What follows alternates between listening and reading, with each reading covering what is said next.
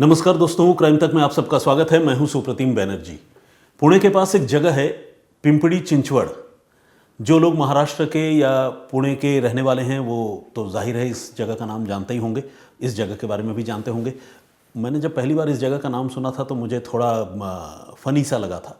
मतलब I hope इसका कोई ऐतिहासिक महत्व ना हो इस नाम का, अगर है तो वो मेरी जानकारी की कमी है और ऐसे नाम अपने आप में थोड़ा हटकर है। तो एनीवे, इस पिंपड़ी चिंचवड़ में 17 जनवरी की रात 7:45 बजे एक एक्सीडेंट का मामला सामने आता है।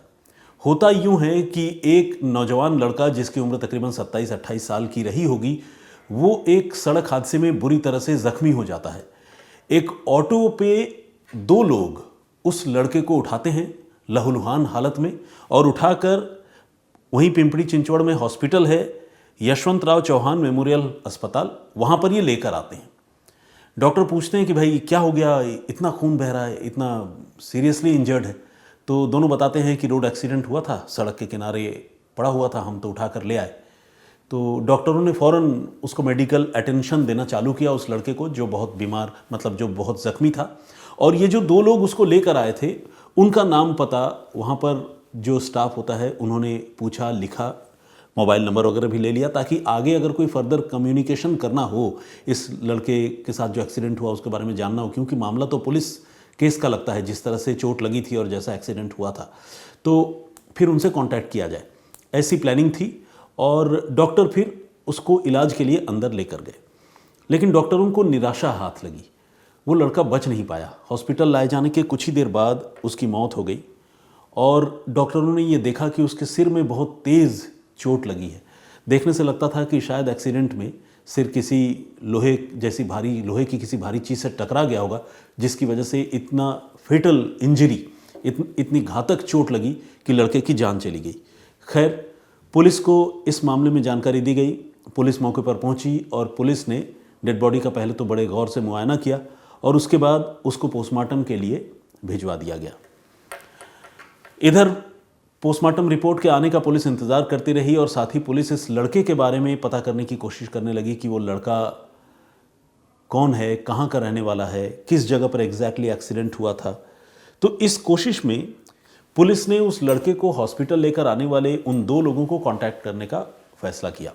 उनको फ़ोन किया, उनके मोबाइल नंबर बाकायदा हॉस्पिटल में लिखवाए हुए थे। तो जब फ़ोन किया तो दोनों के दोनों मोबाइल नंबर जो है वो गलत निकले। अब पुलिस का दिमाग घूम गया, अस्पताल वालों का दिमाग भी घूम गया। उन्हें समझ में नहीं आ रहा था कि दो ऐसे लोग जो फरिश्ते की तरह एक लड़के को उठाकर ले आए, जिसकी ज़िंदगी पर खतरा था, ये अलग बात है कि उसकी मौत हो गई, ऐसे फरिश्ते जैसे लोगों ने अपनी पहचान गलत क्यों बताई, अपना मोबाइल नंबर गलत क्यों बताया। पुलिस सोच में पड़ गई। पुलिस को लगने लगा कि इस लड़के के बारे में भी पता करना ज़रूरी है और साथ ही इसको लेकर आने वाले उन दो लोगों के बारे में भी पता करना बहुत ज़्यादा ज़रूरी है, ताकि ये पता चल सके कि आखिर माजरा क्या है, एक्सीडेंट अगर हुआ तो कहाँ हुआ, कौन सी गाड़ियाँ उस एक्सीडेंट में इन्वॉल्व थीं। ये सारी बातें जो है अब पुलिस पता लगाने की कोशिश में जुट चुकी थी। इस बीच पिंपड़ी चिंचवड़ के ही पास में एक और जगह है, दिंद्रुद नाम है उस जगह का। वहाँ की जो पुलिस है वो 1 या 2 दिन बाद उस यशवंतराव चौहान मेमोरियल हॉस्पिटल में पहुंची और पहुंची ये पता करने के लिए कि क्या 27-28 साल का कोई नौजवान आपके हॉस्पिटल में भर्ती है या कोई ऐसा कोई एक्सीडेंट का केस आया है क्या। तो जब इस तरह की पड़ताल दिंद्रुद की पुलिस वहाँ पिंपड़ी चिंचवड़ के उस हॉस्पिटल में आकर कर रही थी, तब तक पुलिस वालों को हॉस्पिटल से ये जानकारी मिली कि हाँ, एक लड़का जो है 17 जनवरी की रात को उनके अस्पताल में लाया ज़रूर गया था और उसकी मौत हो चुकी है। तो हुलिया पूछा गया और उम्र पूछी गई, तो वो सारी चीज़ें जो दिंद्रुद की पुलिस वहाँ पर आई थी, उनके पास जो मिसिंग रिपोर्ट थी उससे बिल्कुल मेल खाती थी। अब जो पुलिस थी उसको लगने लगा कि शायद जो मिसिंग रिपोर्ट दिंद्रुद के इलाके में दर्ज हुई है, उसी मिसिंग रिपोर्ट का से रिलेटेड ये लड़का है जिसकी यहाँ एक्सीडेंट में मौत हो गई है।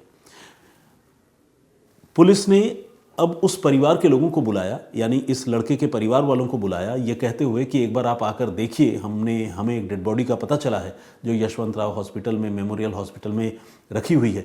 क्या ये आपके बच्चे की लाश तो नहीं है?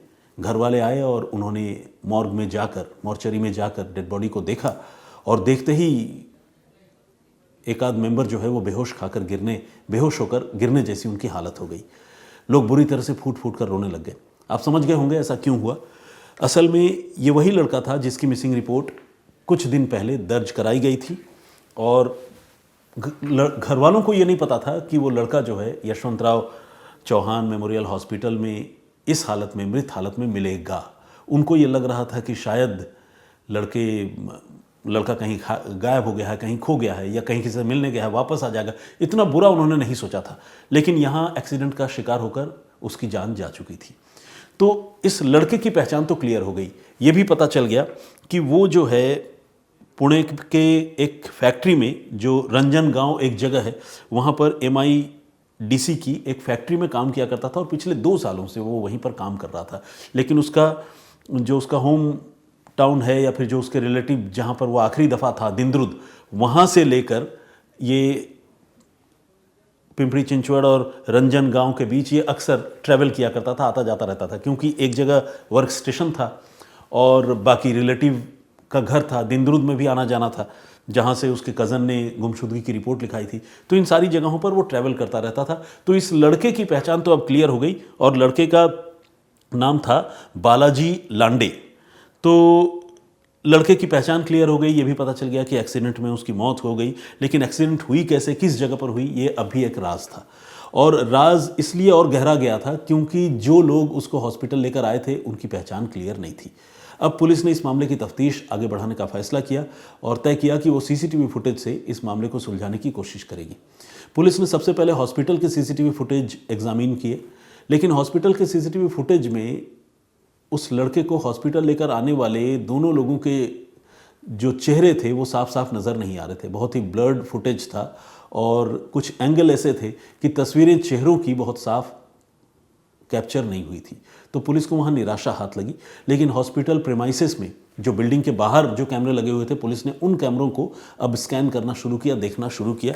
और इस कोशिश में पुलिस को, चूँकि टाइमिंग एग्जैक्ट पुलिस को पता थी, 17 जनवरी की रात तकरीबन 7:45 बजे की बात थी, तो पुलिस को ज़्यादा फुटेज को ढूंढने में मुश्किल नहीं हुई। फुटेज में पुलिस ने देखा कि एक ऑटो में वाकई 2 लोग इसको लेकर आए थे, जैसे कि कहानी हॉस्पिटल वालों ने पुलिस को बताई थी। लेकिन ऑटो को जब पुलिस ने बहुत जूम करके देखा कि भाई ऑटो के नंबर से ही पता कर लें, तो पुलिस ने देखा कि ऑटो में तो नंबर ही नहीं है, बिल्कुल नंबर प्लेट बिल्कुल वाइट है ऑटो रिक्शा का। अब पुलिस को लगने लगा भाई कि बहुत गहरी साजिश है। एक तो पहचान नहीं बताना, मोबाइल नंबर गलत बताना, पहचान गलत बताना, ऊपर से ऑटो रिक्शा में नंबर प्लेट ना होना, ये सब किसी बड़ी साजिश की तरफ इशारा कर रही थी। लेकिन पुलिस ने इसी के साथ ये भी देखा कि नंबर प्लेट वाइट तो है, लेकिन ऑटो जो है बिल्कुल ब्रांड न्यू है, चमचमाता हुआ ऑटो, जिसे लगता है कि 1-2 दिन पहले ही शोरूम से निकाला गया हो। तो ये पुलिस के लिए एक लीड थी, क्योंकि इतना ब्रांड न्यू ऑटो जो है उसमें अगर एक लड़के को लेकर आया गया था, तो इस तरह के ब्रांड न्यू ऑटो को ढूंढना शहर में कोई बहुत मुश्किल काम नहीं होना था, क्योंकि पुलिस शोरूम में भी चली जाती, पता कर लेती कि भाई कितने ऑटो आपने हाल के दिनों में बेचे हैं, कब कब बेचे हैं। पुलिस अब स्कैनिंग करने के लिए पूरी तरह से तैयार हो चुकी थी। लेकिन पुलिस ने सोचा पहले CCTV फुटेज से ही ट्रेल करके देखते हैं कि अगर पता चल जाए कि ये ऑटो कहाँ से इनिशिएट हुई थी, कहाँ से चल कर यहाँ तक पहुँची थी, कहाँ से ऑटो को ड्राइव करके लोग लेकर आए थे। तो पुलिस ने जब इस ऑटो को मोबाइल फ़ोन के ज़रिए, माफ़ कीजिएगा, CCTV फुटेज के ज़रिए जब पुलिस ने ट्रैक करना शुरू किया, तो एक एक करके चलते हुए उस ऑटो के फुटेज को ट्रैक करती हुई पुलिस पहुंची एक पर्टिकुलर लोकेलिटी में, जिस लोकेलिटी का नाम है चिकाली। चिकाली के गुरुकुल एरिया में पिंपरी चिंचवड़ की या पुणे की जो भी कह ले, वहाँ की पुलिस पहुंची और पहुंचने के बाद गुरुकुल एरिया के एक बिल्डिंग के पास तक पुलिस का लास्ट डेस्टिनेशन था, क्योंकि वहाँ तक पुलिस ने उस ऑटो को ट्रैवल करके CCTV फुटेज में वहाँ तक आते हुए देखा था। और ये अपने आप में पुलिस के लिए एक बड़ा ट्रेल था, क्लू था, एविडेंस था। अब पुलिस को उसी गुरुकुल एरिया में ये ऑटो किसके पास है, कौन लेकर आया है, ये पुलिस को पता करनी थी। और पुलिस जब वहाँ पहुँची तो पुलिस ने देखा कि सामने एक बिल्डिंग है। पुलिस उस बिल्डिंग के अंदर गई और जब बिल्डिंग के अंदर पुलिस जा रही थी इस मामले की तफ्तीश करने के लिए, छानबीन करने के लिए, तो पुलिस के सामने एक बड़ा ही शॉकिंग मंजर था। वो मंजर क्या था? वो था कि बिल्डिंग में जो लिफ्ट लगी हुई थी, उस लिफ्ट के अंदर खून के छींटे थे, ऐसे खून के छींटे जिन्हें पोंछने या साफ करने की कोशिश की गई थी। हालांकि कुछ छींटे ऐसे पड़े हुए थे जो देखने से समझ में आते थे कि ये ब्लड स्टेन है।